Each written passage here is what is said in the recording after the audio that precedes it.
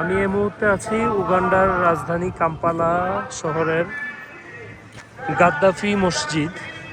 Gaddafi মসজিদটি হচ্ছে উগান্ডার জাতীয় মসজিদ, বাংলাদেশের বাইতুল মোকাররমের মতোই, এবং উগান্ডার কাম্পালা শহরের উঁচু জায়গাটিতে এই মসজিদটি অবস্থিত। এটা আপনারা যা দেখতেছেন এটা হচ্ছে মেইন এন্ট্রান্স। এখানে লেখা আছে উগান্ডা মুসলিম সুপ্রিম কাউন্সিল, তারাই পরিচালনা করে থাকে এই মসজিদটি। আর এখানে হচ্ছে আপনার রিসিপশন বা হচ্ছে কোনো কিছু জানার থাকলে এই বিল্ডিংটিতে পরামর্শ নিতে পারেন। ইমাম শাফি বিল্ডিং ভবনটির নাম। আর এটাই হচ্ছে গাদ্দাফি মসজিদ, যা উগান্ডার জাতীয় মসজিদ হিসেবে পরিচিত। আজকে শুক্রবার, কিছুক্ষণ পরেই জুমার নামাজ আদায় হবে। আর সে কারণেই প্রায় 1 ঘন্টা আগে থেকেই এখানে হচ্ছে কোরআন তেলাওয়াত হচ্ছে মসজিদে, যা আপনারা শুনতে পাচ্ছেন ব্যাকগ্রাউন্ডে। আমি হচ্ছে মসজিদটির একদম সামনের দিক থেকে দেখানোর চেষ্টা করব।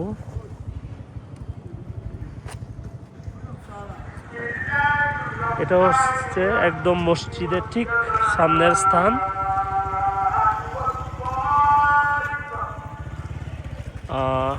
এই সামনের স্থানে যে সিঁড়িটি দেখতে পাচ্ছেন, তারপরে দীর্ঘ একটি বিশাল বড় অংশ আছে যে মসজিদের আউটসাইড, যেখানে অতিরিক্ত মুসল্লি যখন হয় তখন তারা এখানে নামাজ আদায় করে।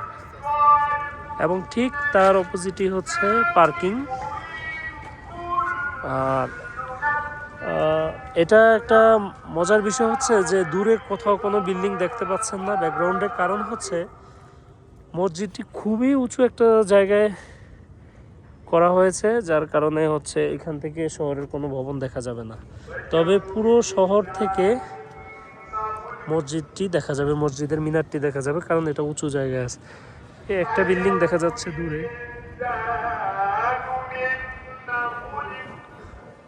তো এরকম উগান্ডা বা আফ্রিকার বা পৃথিবীর বিভিন্ন দেশের নতুন নতুন কোনো কিছু দেখতে হলে অবশ্যই সাথে থাকুন এবং চ্যানেলটি সাবস্ক্রাইব করে রাখুন। ধন্যবাদ সবাইকে।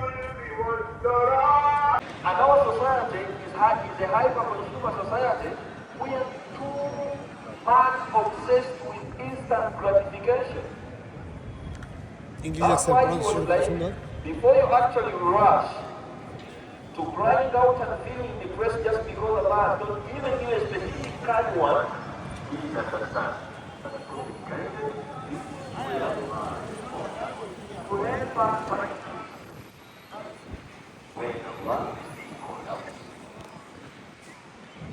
The first one is, if you are Allah may get you, and then He might give you response instantly to whatever you request. That's the law. Allah does that to many of us. He might also choose to actually delay,